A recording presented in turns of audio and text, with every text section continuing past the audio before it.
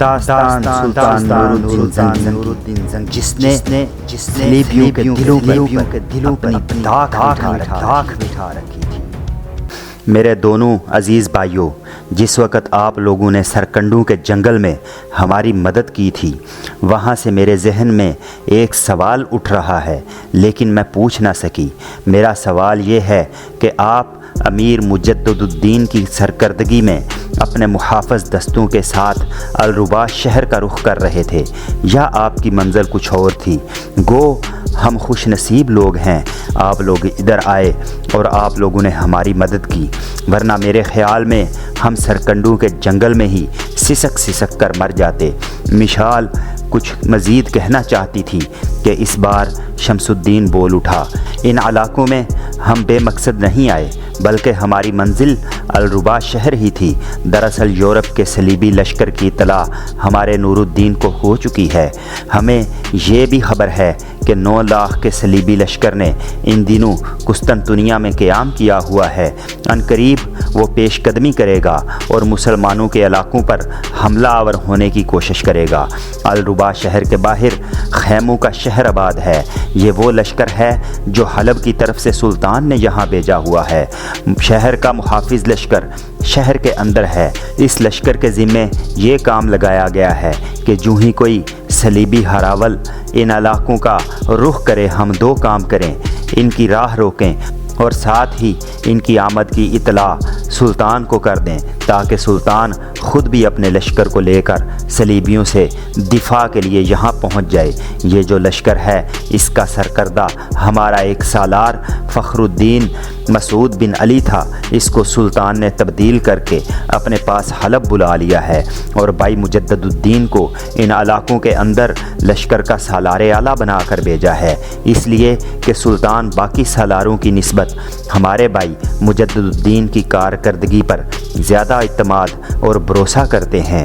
اب فخر الدین مسعود واپس چلا جائے گا اور اس لشکر کی کمانداری بھائی مجدد الدین کریں گے۔ میرے خیال میں بھائی اس وقت فخر الدین مسعود کے ساتھ ان علاقوں میں رونما ہونے والی تبدیلیوں کے متعلق گفتگو کر رہے ہوں گے، اور میرا یہ بھی اندازہ ہے کہ فخر الدین مسعود کی روانگی کے بعد وہ ضرور یہاں آپ لوگوں کے پاس آئیں گے اور آپ لوگوں سے احوال پرسی کریں گے۔ یہاں تک کہتے کہتے شمس الدین کو رک جانا پڑا، اس لیے کہ وہ دونوں لشکری خیمے میں داخل ہوئے۔ جو اس خیمے تک انہیں لے کر آئے تھے، دونوں کھانے پینے کی اشیاء کے تشت اٹھائے ہوئے تھے۔ ساری چیزیں انہوں نے خیمے میں ایک طرف رکھ دیں۔ پھر ایک شمس الدین کو مخاطب کرتے ہوئے کہنے لگا، محترم شمس الدین، تھوڑی دیر تک امیر مجدد الدین خود یہاں آئیں گے۔ دراصل کچھ دیر تک وہ امیر فخر الدین مسعود سے یہاں کے حالات کے متعلق گفتگو کرتے رہے ہیں۔ اب امیر فخر الدین یہاں سے کوچ کر چکے ہیں۔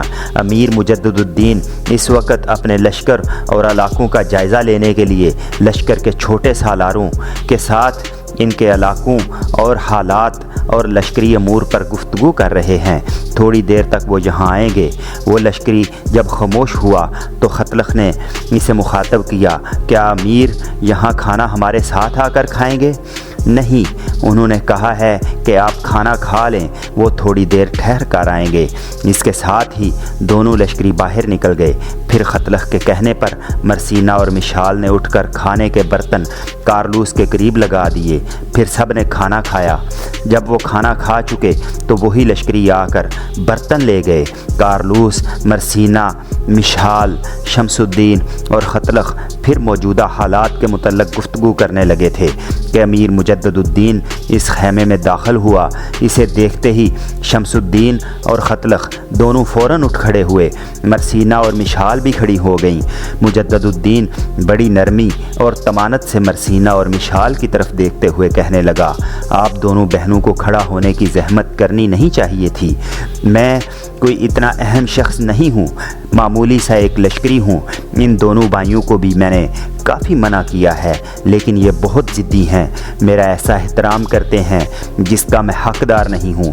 بہرحال آپ لوگ آرام سے بیٹھیں۔ مرسینہ اور مشال سے ہٹ کر مجدد الدین کارلوس کے قریب آیا۔ اس کے پاس بیٹھ کر بڑی ہمدردی سے پوچھا، میرے محترم آپ کی طبیعت اب کیسی ہے؟ ہاتھ بڑھا کر کارلوس نے بڑے پیارے انداز میں مجدد الدین کی پیٹھ تھپ تھپائی اور کہنے لگا، میں اب زندہ ہوں، مجھ میں زندہ رہنے کی ترنگ ہے اور یہ سب لوگ آپ کی مدد کی وجہ سے ہیں۔ جب تک زندہ ہوں آپ کے اس احسان کو کبھی فراموش نہیں کر سکوں گا۔ کارلوس کو کہتے کہتے خاموش ہو جانا پڑا، اس لیے کہ مجدد الدین نے اس کے منہ پر ہاتھ رکھ دیا۔ کہنے لگا، ہم نے آپ پر کوئی احسان نہیں کیا اور آئندہ آپ کو ایسے الفاظ استعمال کرنے کی ضرورت بھی نہیں۔ پھر مجدد الدین نے بات کا رخ بدلا اور کہنے لگا، آپ لوگوں کو شاید چند روز تک اس خیمے میں قیام کرنا پڑے۔ مجدد الدین کو خاموش ہو جانا پڑا، اس لیے کہ اس کی بات کاٹتے ہوئے مرسینہ بول اٹھی، امیر، ہم نے سنا ہے کہ یہ خیمہ آپ کے لیے نصب کیا گیا تھا۔ ہماری آپ سے گزارش ہے کہ آپ خود اس خیمے میں قیام کریں۔ جب تک الربا شہر میں ہمارا ہمیں نہیں ملتا، ہمارے لیے آپ کسی اور خیمے کا اہتمام کر دیں، آپ کی مہربانی ہوگی۔ مجدد الدین نے مرسینہ کی طرف دیکھے بغیر کہنا شروع کیا، آپ کو پریشان ہونے کی ضرورت نہیں، اس میں شک نہیں کہ اس لشکر میں یہ خیمہ میرے لیے ہی نصب کرایا گیا تھا، لیکن اس میں اب قیام آپ تینوں باپ بیٹیاں کریں گے۔ میرا قیام ایک دوسرے خیمے میں ہو گیا ہے، جہاں مجھ سے پہلے اس لشکر کا سالار قیام کرتا تھا۔ اگر میرے ان دونوں بھائیوں نے آپ کو کچھ حالات بتائے ہیں تو آپ جان چکی ہوں گی کہ یہ جو لشکر ہے اس کا سالار پہلے ایک اور شخص تھا، وہ اب واپس چلا گیا ہے، اس کی جگہ اس لشکر کی کمانداری مجھے سونپ دی گئی ہے۔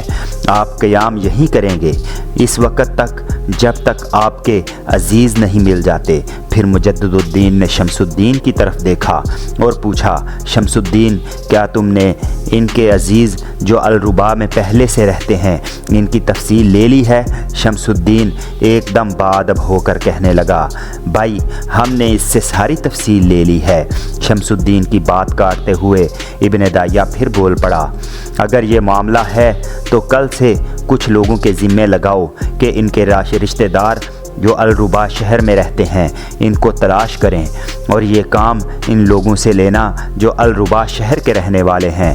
پھر مجدد الدین نے کچھ سوچا اور کارلوس کی طرف دیکھتے ہوئے کہنے لگا، ویسے اس موقع پر میں آپ کو یہ بھی مشورہ دوں گا کہ جب تک آپ کے زخم بالکل ٹھیک نہیں ہو جاتے آپ یہاں لشکر کے اندر ہی قیام رکھیں، جہاں جو لشکر کے طبیب ہیں وہ آپ کی بہترین دیکھ بھال کریں گے اور آپ کے زخم ٹھیک ہو جائیں گے تو آپ باخوشی اپنے رشتہ داروں کے پاس الربا شہر میں منتقل ہو جانا۔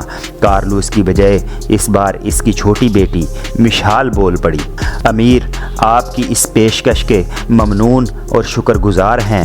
میں خود چاہ رہی تھی کہ یہ الفاظ جو آپ نے ادا کیے ہیں یہ آپ کہیں۔ ہم دونوں بہنیں خود چاہتی ہیں کہ ہمارا قیام اس وقت تک آپ کے لشکر میں رہے جب تک ہمارے باپ مکمل طور پر صحت مند نہیں ہو سکتے۔ اور پھر امیر ہمارے لیے ایک اور دشواری بھی ہے۔ مجدد الدین نے چونک کر مشال کی طرف دیکھا اور پوچھا، کیسی دشواری؟ مشال نے کچھ سوچا پھر وہ دوبارہ کہہ رہی تھی، امیر تھوڑی دیر پہلے ہم دونوں نے آپس میں صلاح مشورہ کیا تھا اور ہمارے دل میں یہ خدشات اٹھے تھے کہ اگر ہم آپ کے لشکر سے نکل کر الربا شہر میں اپنے چچا کے ہاں منتقل ہو جاتے ہیں اور فرانس کے صلیبیوں کو خبر ہو جاتی ہے کہ ہم نے یہاں قیام کر رکھا ہے تو وہ ضرور اس شہر پر حملہ آور ہو کر ہمارا خاتمہ کرنے کی کوشش کریں گے، اس لیے کہ پہلے تو انہیں صرف صلیبی لشکر سے ہمارے بھاگنے کا دکھ اور صدمہ اور انتقامی جذبہ تھا، اب آپ لوگوں نے ان لوگوں کا مکمل خاتمہ کر دیا ہے جو ہمارے تعاقب میں آئے تھے، اب تو ہمارے خلاف ان کے انتقامی جذبے اور بھی بڑک اٹھے ہوں گے کہ ہماری وجہ سے اتنے فرانسیسی نائٹوں کا خاتمہ ہوا ہے۔ مشال جب خاموش ہوئی تو اس کی ڈھارس اور اس کی تسلی کے لیے مجدد الدین کہنے لگا، بی بی آپ کو فکر مند ہونے کی ضرورت نہیں، کسی صلیبی نائٹ کی ایسی کی تیسی کہ وہ الربا شہر میں داخل ہو کر تم لوگوں کو نقصان پہنچائے۔ بہرحال مطمئن رہو، جب تم لوگ میرے لشکر سے نکل کر الربا شہر میں اپنے چچا کے پاس منتقل ہو جاؤ گی تو یاد رکھنا وہاں بھی میں تمہاری حفاظت کا بہترین اہتمام کروں گا۔ تم تینوں کو کسی قسم کا گلہ اور شکوہ نہیں رہے گا۔ اس کے بعد جب میں یہاں سے حلب کی طرف کوچ کر جاؤں گا تب بھی اس شہر میں جو حفاظتی لشکر کا سربراہ ہوگا اس کو تاکید کروں گا کہ یہاں تمہاری حفاظت کا عمدہ انتظام کرے۔ بہرحال تم لوگوں کو فکر مند ہونے کی ضرورت نہیں، کوئی صلیبی تمہیں اپنا ہدف نہیں بنا سکے گا۔ مجدد الدین جب خاموش ہوا تو مرسینہ اس کو مخاطب کرتے ہوئے بول پڑی، امیر اگر آپ برا نہ مانیں تو میں آپ لوگوں کی ذات سے متعلق ایک سوال کرنا چاہتی ہوں، یا یوں جانیں ایک ذاتی سوال ہے جو میں کرنا چاہتی ہوں، امید ہے آپ برا نہیں مانیں گے۔ مجدد الدین نے مرسینہ کی طرف دیکھے بغیر کہہ دیا، بی بی جو کچھ تم پوچھنا چاہتی ہو پوچھ لو، ہم برا نہیں مانیں گے۔ مرسینہ کی آواز خیمے میں پھر سنائی دی، امیر آپ تینوں کے ادھر آنے کی وجہ تو پہلے شمس الدین نے ہمیں بتا چکے ہیں، ہم یہ بھی جان چکے ہیں کہ آپ الربا کے نہیں بلکہ حلب کے رہنے والے ہیں۔ اگر آپ برا نہ مانیں تو بتائیں آپ گھر کے کتنے لوگ ہیں؟ ہلکی سی مسکراہٹ مجدد الدین کے چہرے پر نمودار ہوئی، پھر کہنے لگا، ہم گھر کے 4 افراد ہیں، 3 ہم یہاں بیٹھے ہیں اور حلب میں چوتھی ہماری ماں ہے جو ہمہ وقت ہماری منتظر رہتی ہے۔ دراصل خطلخ میرے چچا کا بیٹا ہے۔ میرے چچا اور باپ بس 2 ہی بھائی تھے، دونوں ماضی میں ایک صلیبی جنگ میں کام آ چکے ہیں۔ ان کے ساتھ میرا ایک بڑا بھائی اور خطلخ کا ایک بڑا بھائی صلیبی جنگ میں کام آ چکے ہیں۔ خطلخ صرف 2 بھائی تھے، صلیبی جنگ میں ان کا باپ، بھائی اور ماں تک مارے گئے۔ میرا باپ اور بھائی اس میں شہید ہوئے۔ اس وقت ہم چھوٹے تھے، خطلخ کو بھی میری ماں نے ہی پالا ہے، اسی بنا پر ہم تینوں اپنے آپ کو سگے بھائی خیال کرتے ہیں اور خطلخ میری ماں کو ماں ہی کہہ کر مخاطب کرتا ہے۔ اس بنا پر ہم اپنے آپ کو گھر کے 4 افراد شمار کرتے ہیں۔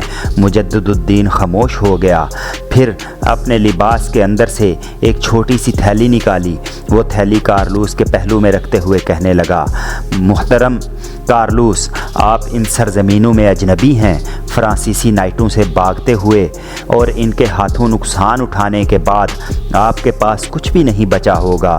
میرے خیال میں آپ کا ذاتی سامان جو تھا آپ اس سے بھی محروم ہو گئے ہیں۔ آپ کا سارا اثاثہ یہ کپڑے ہوں گے جو آپ لوگوں نے پہن رکھے ہیں۔ یہ جو تھیلی ہے اس میں آپ کے جو پہلو میں رکھی ہے اس میں کچھ نقدی ہے جو اس غریب الوطنی اور پردیس میں آپ لوگوں کے کام آئے گی۔ اس کے علاوہ میں کچھ رقم اپنے بھائی شمس الدین کے حوالے بھی کر دوں گا۔ آپ ایسا کیجئے کہ آج پچھلے پہر مرسینہ اور مشال دونوں بہنوں کو شمس الدین اور خطلخ کے ساتھ الربا شہر کے بازار کی طرف بھیج دیجیے گا۔ یہ اپنی پسند کے کپڑوں کے علاوہ آپ کے لیے بھی جو کچھ پہناوے کا لیے لے آئیں گی۔ اس کے علاوہ بازار سے اپنی ضروریات کا جو دیگر سامان یہ خریدنا چاہیں ان دونوں کے ہمراہ خرید لیں گی۔ مجدد الدین کی اس گفتگو پر کارلوس کچھ کہنا ہی چاہتا تھا کہ مجدد الدین نے اس کے منہ پر ہاتھ رکھ دیا اور کہنے لگا، میں جانتا ہوں آپ کچھ کہنا چاہتے ہیں، شکریہ ادا کریں گے، ممنونیت کا اظہار کریں گے، لیکن میں ایسے الفاظ سننے کا عادی نہیں ہوں۔ میں جو کچھ کہہ رہا ہوں یہ آپ لوگوں کی ضرورت ہے۔ اس کے ساتھ ہی مجدد الدین اٹھ کھڑا ہوا، ساتھ ہی شمس الدین اور خطلخ کو بھی اس نے اشارہ کیا، پھر وہ تینوں خیموں کے باہر نکل گئے۔